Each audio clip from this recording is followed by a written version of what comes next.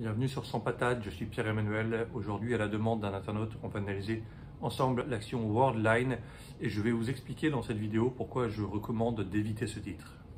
Worldline est un géant européen des solutions de paiement qui a annoncé début 2020 l'acquisition d'Ingenico, le leader mondial des terminaux de paiement. C'est donc une entreprise qui est positionnée sur tous les secteurs de paiement, que ce soit les terminaux de paiement ou le paiement en ligne. Il bénéficie de la croissance du commerce en ligne, notamment avec l'effet Covid, et il s'adresse à absolument toutes les industries, que ce soit le retail et le commerce, ou les institutions bancaires, ou encore les organismes publics. C'est donc une entreprise qui est en forte croissance, qui a une stratégie d'acquisition très agressive, au moins une acquisition importante par année, et le cours de bourse s'est envolé de 25 € à peu près début 2017 à 85 à l'été 2021, avant de rechuter actuellement en deçà des 50 €, donc une très forte baisse au cours des derniers mois, et on va regarder ensemble si l'entreprise n'était pas surévaluée par rapport à ses fondamentaux économiques, comme toujours en 8 étapes et comme toujours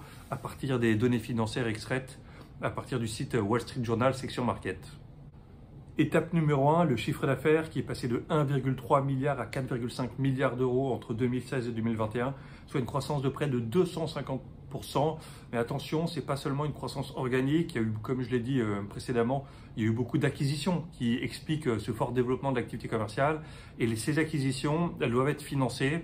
Donc, il faut voir comment ont été financées ces acquisitions. Est-ce qu'ils avaient les fonds propres pour effectuer ces acquisitions ou est-ce qu'ils se sont endettés? Et cette croissance du chiffre d'affaires doit être analysée en prenant en compte le fait que les ratios d'endettement ne seront pas très bons si la rentabilité de ces investissements ne permet pas de compenser l'excès d'endettement.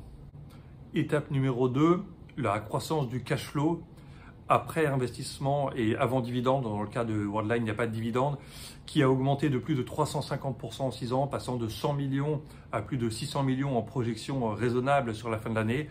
Donc on voit qu'on a une croissance constante du cash flow et que cette croissance est plus que proportionnelle par rapport à la croissance du chiffre d'affaires. Ça veut dire qu'ils ont tendance à augmenter les marges, pas de façon très agressive, mais quand même on note une légère amélioration des marges sur la période 2016-2021. Donc là encore un indicateur positif. L'étape numéro 3 consiste à vérifier que le dividende est financé et soutenable. Dans le cas de Worldline, il n'y a pas de dividende, donc cette étape ne s'applique pas. Étape numéro 4, l'analyse des actions en circulation qui explose pour Worldline, passant de 132 millions en 2016 à un peu moins de 300 millions en 2021, soit une hausse de 122%. Alors pour moi, c'est un point bloquant. Quand je vois qu'une entreprise dilue ses actionnaires existants, je pense qu'on peut raisonnablement penser qu'on sera dilué si on se positionne maintenant dans les années futures. Alors, il y a plusieurs raisons pour lesquelles une entreprise émet des actions. La principale, c'est quand même pour se financer, c'est-à-dire que l'entreprise a un besoin de financement fort. On a vu que l'entreprise a fait des acquisitions importantes, mais quand je vois qu'une entreprise dilue de façon très importante ses actionnaires, c'est toujours un mauvais signal parce que les actionnaires initiaux ont une part de la richesse créée qui est moindre chaque année. Il faut quand même nuancer ce point parce que comme la croissance du nombre d'actions est moins que proportionnelle à la croissance du cash flow, finalement, le cash flow par action est un peu supérieur qu'en 2021 par rapport aux années précédentes. Il se situe à 2,2 par action alors qu'il était plus entre 1 et 1,5 ou 1,6 les années précédentes. Donc c'est un point nuancé, mais quand même quand je vois qu'une entreprise émet autant de nouvelles actions, pour moi c'est un point bloquant et je recommande d'être très très vigilant avant de se positionner sur ce type d'entreprise. Étape numéro 5, le price to cash flow, et c'est là que ça devient très intéressant parce qu'on voit qu'en 2019 le price to cash flow était de 38 et en 2020 le price to cash flow était de 47. Et avec la chute de près de 45% du cours actuel, le price to cash flow à l'automne 2021 est de retour à 23, ce qui est un niveau bien plus raisonnable. Ce que ça veut dire qu'il y a des investisseurs qui, séduits par la croissance de l'entreprise et certainement la stratégie de faire un leader européen des paiements qui est un secteur très porteur, se sont dit qu'ils pouvaient l'acheter très cher, s'ils l'ont analysé toutefois, parce que la croissance future justifiait de payer le titre 30, 40 ou même 47 fois le cash flow. Et il ne faut pas perdre de vue qu'à long terme, un titre revient toujours sur un niveau de valorisation de 15 à 25 fois le cash flow. Alors, il y a des entreprises qui sont en dessous de ça, Renault, Total, qui sont des entreprises pour lesquelles les investisseurs n'ont pas des bonnes perspectives de croissance, n'ont pas une forte visibilité sur la stratégie ou un doute sur le marché futur. Dans le cas de Worldline, comme c'est un marché en plein essor, je comprends qu'on puisse payer l'action 20, 25, éventuellement 30 fois le cash flow, mais 47 fois, pour moi, c'est absolument impossible. C'est-à-dire que les personnes qui sont rentrées à l'été 2021 ont payé le cours 47 fois le cash flow actuel, et pour moi, c'est beaucoup trop. À 23, on pourrait éventuellement se positionner. C'est vrai qu'à 23, pour moi, c'est un prix très raisonnable pour une entreprise en forte croissance. À titre de comparaison, c'est à peu près dans ces multiples-là qu'on paye Google, Facebook ou L'Oréal au cours actuel. Alors, L'Oréal, c'est un peu trop en ce moment, mais qu'on payait L'Oréal il y a encore quelques mois. Donc, à 23, c'est un bon cours pour rentrer, mais moi, pour des questions d'endettement et de risque de dilution, je resterai quand même très méfiant. Étape 6, actif court terme sur passif court terme, premier ratio bilanciel qui se situe toujours autour de 1. Bon, c'est pas un très bon score 1, c'est-à-dire qu'on préfère quand c'est 2 ou 3, ça veut dire que l'entreprise est très bien positionnée pour faire face à ces échéances de court terme. 1, c'est pas dramatique, c'est pas inquiétant, c'est pas ça qui m'empêchera de me positionner sur le titre, mais bon, c'est quand même pas très solide. Mais bon, 1 c'est acceptable. Après qu'on analyse l'action dans son ensemble, entre les dilutions de titres et le risque d'endettement, c'est pas ça qui va nous convaincre de nous positionner. Étape numéro 7, la dette long terme sur free cash flow. Et là, c'est le deuxième point bloquant après la dilution des actionnaires existants. On voit qu'en 2019, ce ratio était de 4, en 2020 de 10,6 et en 2021 de 5,8. Moi, ma règle, c'est quand ce ratio est supérieur à 5, je ne me positionne pas, sauf pour des cas exceptionnels où il y a une très forte visibilité, une très forte croissance, une stratégie très claire. Mais dans le cas de Worldline, c'est un secteur qui est quand même très concurrentiel. Moi, les paiements, je suis assez réticent. Enfin, j'ai pas un profil tech, j'ai pas un bon biais tech. Moi, je suis un économiste, un macroéconomiste, un spécialiste de l'énergie. Donc, la tech, c'est pas mon point fort. C'est bien pour ça que j'ai mis autant de temps à me positionner sur Facebook, Google et comprendre que cette entreprise était très bien valorisée. Mais quand même, quand l'entreprise est autant endettée, la génération de cash, s'il y en a, ira au service du remboursement de la dette et ne servira pas à financer des investissements productifs, à payer des dividendes ou à s'accumuler au bilan.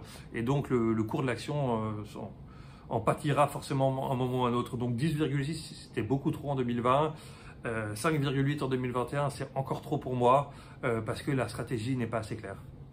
Et enfin le shareholder equity qui explose sur les années 2020-2021, ça veut dire que ce ratio cet indicateur de shareholder equity, ça veut dire que l'actif du bilan augmente beaucoup plus que le passif du bilan. Ce qui, en bon français, veut dire que l'entreprise possède beaucoup plus de choses qu'elle n'a de dettes envers des tiers, des banques, des fournisseurs ou autres.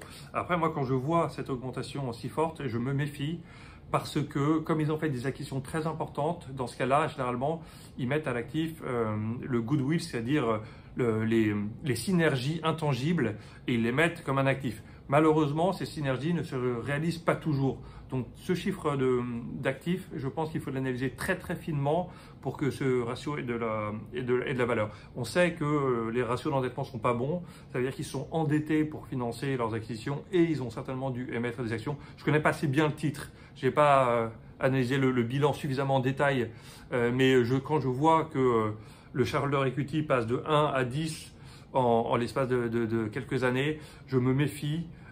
Surtout que le cash flow n'augmente pas dans des proportions similaires.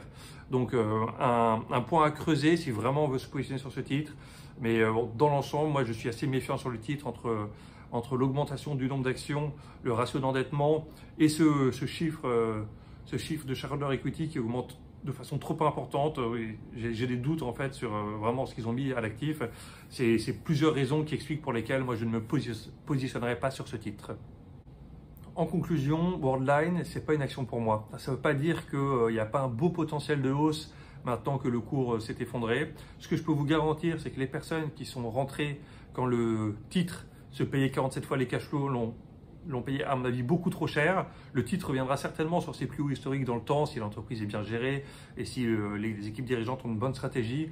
En revanche, quand on a acheté ce titre à 80, je pense qu'il faudra attendre quelques années ou quelques mois, au moins quand même un certain temps avant de retrouver son investissement initial. Au cours actuel, à 23, un price to cash flow de 23, on peut rentrer, c'est assez raisonnable.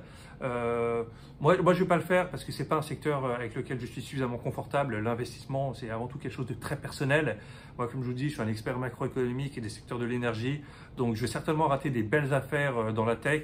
Moi, l'analyse marché, quand même, des moyens de paiement, c'est que c'est des entreprises qui sont vraiment en fort risque de disruption par les nouvelles technologies. Enfin, vous connaissez mon appétence pour le Bitcoin quand je vois ce qui se passe sur le Lightning Network au Salvador, où on peut payer instantanément infiniment moins cher qu'avec le réseau Visa, et qu'on vient de voir que Amazon UK vient de bannir les cartes Visa parce que ces frais sont trop élevés et donc c'est pas assez intéressant commercialement. C'est un secteur qui, à mon avis, ne demande qu'à être disrupté. Et donc je suis assez réticent sur le secteur en général, ce qui va certainement me faire rater quelques belles affaires. Et cette entreprise en particulier, pour le ratio d'endettement, pour moi c'est un point bloquant, et les dilutions d'actions. Donc bonne chance à ceux qui se positionnent sur ce titre. Je pense que dans quelques années, il y a quand même un bon coup à jouer là-dessus, mais ce ne sera pas pour moi. Merci beaucoup et à très bientôt.